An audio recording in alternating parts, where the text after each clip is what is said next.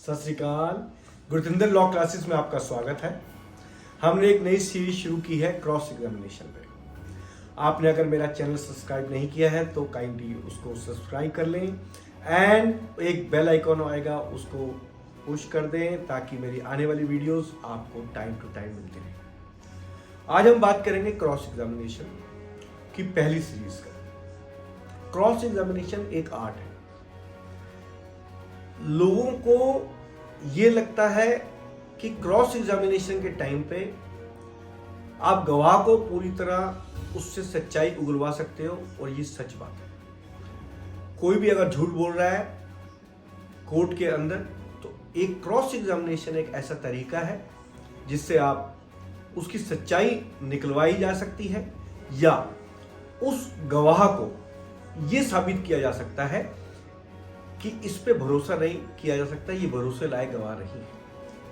हमें defence evidence में जो कि स्टेट केसेस के अंदर सबसे पहले ये शो करना होता है कि जितने भी गवाह प्रोसिक्यूशन ने पेश किए वो गवाह कहीं स्टैंड नहीं करते, उनकी गवाही किसी ना ही तो उनमें कोई वजन है और ना ही उनकी बातों पर विश्वास किया जा सकता है। उनको झूठा साबित करना ही हमारा टारगेट होता है। और इसी सीरीज में आगे आज मैं स्टार्ट करूंगा कि अगर किसी भी स्टेट केस के अंदर, क्रिमिनल केस के अंदर जब प्रोसिक्यूशन अपना केस स्टार्ट करता है, ओपन करता है, तो उसमें चाहे जितने मर्जी विटनेसेस की वो लिस्ट दे, लेकिन वो स्टार्ट करता है सबसे पहले ड्यूटी ऑफिसर जो कि पुलिस थाने के अंदर जिसने पहली कॉल रिसीव की होती है या जिसने एफआईआर रजिस्टर की होती है उसकी। और जब वो कटघरे में आता है तो हमने उसको एक ये शो करना है उस अपनी क्रॉस एग्जामिनेशन के थ्रू कि वो झूठ बोल रहा है। ये स्टेट का मैनिपुलेटेड केस है। इसकी शुरुआत आपको ड्यूटी अफसर से करनी पड़ती है और क्योंकि ड्यूटी अफसर को नॉर्मली कोर्ट्स एक सरसरी गवाह के रूप में देखती हैं, लेकिन मेरा यह मानना है कि बहुत इंपॉर्टेंट गवाह होता है और अगर आपने किसी केस को तोड़ना है तो आपको शुरुआत ड्यूटी अफसर से करनी पड़ेगी। तो आइए, ड्यूटी अफसर का क्या रोल होता है किसी भी क्राइम केस के अंदर और वो कैसे गवाही देता है, उसको कैसे क्रॉस एग्जामिनेशन किया जाता है, ये हम आज जानते हैं। सबसे पहले जब भी कोई क्राइम होता है उस क्राइम को इंफॉर्मेशन के रूप में थाने में जब दिया जाता है तो वहां पे जो भी रिसेप्शन पे ड्यूटी अफसर होता है उसको रिसीव करता है और उसको रोज नामचे में लिखता है। उसके बाद उस पे एफआईआर रजिस्टर करता है, एफआईआर लिखता है और उस पे एक आईओ अपॉइंट करते हैं। इस सारी चीज में, इस सारे सर्कल के अंदर अगर हम ये कहें कि एक सबसे पहला गवाह ड्यूटी अफसर होता है किसी भी प्रोसिक्यूशन केस को प्रूव करने के लिए, तो ये गलत नहीं होगा। अब वो जब वो गवाही के लिए आता है तो वो बताता है कि मैं इतने से इतने टाइम तक ड्यूटी पे बैठा हुआ था, मेरे पास ये इंफॉर्मेशन आई, उस इंफॉर्मेशन को मैंने रजिस्टर्ड किया, उस रजिस्टर्ड इंफॉर्मेशन के बेस पे मैंने फिर अगर कॉग्निजेबल ऑफेंस है तो मैंने उसको एफआईआर रजिस्टर्ड की। एफआईआर रजिस्टर्ड करने के बाद उस पर एक इन्वेस्टिगेशन ऑफिसर अपॉइंट होता है और वो आगे अपनी कार्रवाई शुरू करता है, अपनी इन्वेस्टिगेशन शुरू करता है। अब यहां पे बड़ी दो इंपॉर्टेंट चीजें हैं कि जो इंफॉर्मेशन उसके पास आई उसको एक नंबर देगा एग्जिबिट। उस एग्जिबिट नंबर को वो प्रूव करेगा अपने केस के अंदर और जो एफआईआर उसने रजिस्टर्ड की उसको भी एक नंबर देगा। फॉर एग्जाम्पल, जब हम ड्यूटी अफसर की गवाही करवाते हैं तो नॉर्मली वो पहला विटनेस होता है प्रोसिक्यूशन का, या दूसरा विटनेस होता है, या तीसरा विटनेस होता है। अब अगर वो पहले नंबर पे आया किसी भी केस के अंदर पहली बार गवाही देने के लिए, तो उसको हम प्रोसिक्यूशन विटनेस 1 की संज्ञा देंगे, PW1 उसको बोलेंगे। अगर वो 2 नंबर पे आता है, यानी उससे पहले किसी और की गवाही हो गई है, कंप्लेनेंट की गवाही हो गई, और वो दूसरी बार में उसकी गवाही हो रही है, तो उसको हम प्रोसिक्यूशन विटनेस 2 का नाम देंगे, यानी PW2। तकरीबन जब वो चीफ अपना रिकॉर्ड कराता है, अपनी गवाही रिकॉर्ड कराता है कोर्ट के अंदर, तो वो इस तरीके से लिखवाते हैं वहां पे कि मैं फलानी तारीख को थाने के अंदर इस बजे से इतने बजे तक मेरी ड्यूटी थी, उसके अंदर मुझे ये कंप्लेंट आई, फर्स्ट इंफॉर्मेशन आई क्राइम की, मैंने उसको रोज नामचे में लिखा और रोज नामचे को मैं एग्जिबिट करता हूं PW1, क्योंकि ये पहला डॉक्यूमेंट एग्जिबिट हो रहा है, तो इसको PW1/1 के रूप में इसको लिखेंगे। जितने भी डॉक्यूमेंट्स वो देता जाएगा PW1/1/2/3/4 इस सीरीज के हिसाब से उसको एग्जिबिट करते रहेंगे, जिस भी डॉक्यूमेंट पे वो रिलाई करना चाहता है अपनी गवाही के ऊपर।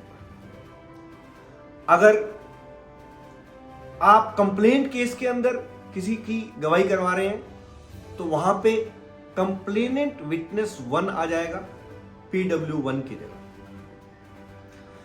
प्रोसिक्यूशन विटनेस स्टेट केस के अंदर हम कहते हैं, उसके बाद वो दूसरे डॉक्यूमेंट पे, क्योंकि उसने FIR भी लिखी होती है या टाइप की होती है, तो वो उसको PW1/2 की संज्ञा देगा, उसको एग्जिबिट करेगा और ये बताएगा कि फिर मैंने उस FIR को फलाने पुलिस वाले को दे दिया या फलाने इन्वेस्टिगेशन अफसर को उसकी सूचना दे दी। इतनी गवाही देने से प्रोसिक्यूशन का केस ये यहां तक प्रूव हो जाता है कि इसकी एक इंफॉर्मेशन आई थी और उस इंफॉर्मेशन पे ये FIR रजिस्टर्ड की गई। अब आती है डिफेंस काउंसिल की बारी, जिसको ये साबित करना है कि ये इंफॉर्मेशन इस टाइम पे नहीं आई थी जिस टाइम पे ये गवाह बोल रहा है, या उस डेट को नहीं आई थी, या जो इन्होंने FIR की है वो गलत है, वो मैनिपुलेटेड है, वो उस टाइम उस तारीख को वो दर्ज नहीं हुई, पुलिस ने गलत केस बनाया है। यहां से हम अपना डिफेंस स्टार्ट करते हैं। तो पहला क्वेश्चन जो कि ड्यूटी अफसर से आपने पूछना है कि आपको वो पहली कंप्लेंट इंफॉर्मेशन जब मिली तो उसको दर्ज करने में कितना टाइम लगा। अब उसको दर्ज करने में 1 मिनट लगा, 2 मिनट लगा, 5 मिनट लगा, 10 मिनट लगा, वो ये बताएगा अपने क्रॉस एग्जामिनेशन में। क्योंकि अगर 2 लाइन की कोई कंप्लेंट है और उसको वो बोलता है मुझे आधा घंटा लगा, तो उसका उसे क्लैरिफिकेशन देना पड़ेगा। और अगर कहीं 2 पेज की इंफॉर्मेशन हो, वो कहता है मुझे 1 मिनट लगा, तो ये बात नहीं मानी जा सकती। यहां से हम साबित कर सकते हैं कि कुछ तो झोल है, कुछ तो गड़बड़ है। दूसरा क्वेश्चन हम इससे पूछेंगे कि जब ये इंफॉर्मेशन आई, क्योंकि जो पुलिस थाने के रिसेप्शन पे बंदा एज ए ड्यूटी अफसर बैठा है, उसको हर केस के बारे में जो भी केसेस होते हैं अपने सीनियर अफसर को इन्फॉर्म करना जरूरी होता है। तो क्या उस दिन उस टाइम पे जब वो इंफॉर्मेशन आई थी, क्या आपने SHO को इन्फॉर्म कर दिया था या नहीं, या अपने किसी सीनियर अफसर को इन्फॉर्म कर दिया था या नहीं? सेकंड क्वेश्चन ड्यूटी अफसर से ये बनता है। उसका जवाब या तो हां में आएगा या ना में आएगा। अब अगर हां में आता है तो उस अफसर का नाम पूछ लीजिए, और अगर ना में आता है तो आपने ये साथ में सजेशन देना है कि ऐसी कोई इंफॉर्मेशन आपके पास आई नहीं थी, इसीलिए आपने सीनियर अफसरान को इंफॉर्म ही नहीं किया। ये सुजेशन के बारे में एक अलग से सीरीज बनाऊंगा, मैं अलग से एक क्लास रखूंगा उसकी। हालांकि मैं थोड़ा सा इसमें बता देता हूं कि सजेशंस होते क्या। सजेशंस जो हैं, क्योंकि ये क्रिमिनल केस है, इसके अंदर जवाब सलाह जितने भी हम करते हैं वो क्रॉस एग्जामिनेशन के दौरान करते हैं। तो हमारा जो डिफेंस है और प्रोसिक्यूशन का जो केस है उसको काटने के लिए, उसका जवाब देने के लिए हम ये कहते हैं कि ये बात गलत है या ये बात सही है, प्रोसिक्यूशन की जवाब उल्ट। तो वो अपनी बात जो भी कहना चाहते हैं वो सजेशंस के रूप में रखते हैं कि जैसे हम ये कहेंगे कि तेरे पास ये इंफॉर्मेशन आई नहीं, तो उसको लिखवाएंगे कैसे? It is wrong to suggest that no information was received on that day. अब अगर हमने सजेशन नहीं दिया और उसने कोई बात बोली है, उसको हमने सजेशन के रूप में काटा नहीं, तो ये भी बात एक बड़ी इंपॉर्टेंट फैक्टर है एविडेंस एक्ट के अंदर कि वो मानी जाती है कि अगर हमने उसको काटा नहीं तो वो एडमिट मानी जाती है हमारी तरफ से। तो सजेशंस का बड़ा रोल है क्रॉस एग्जामिनेशन के अंदर। तीसरा सवाल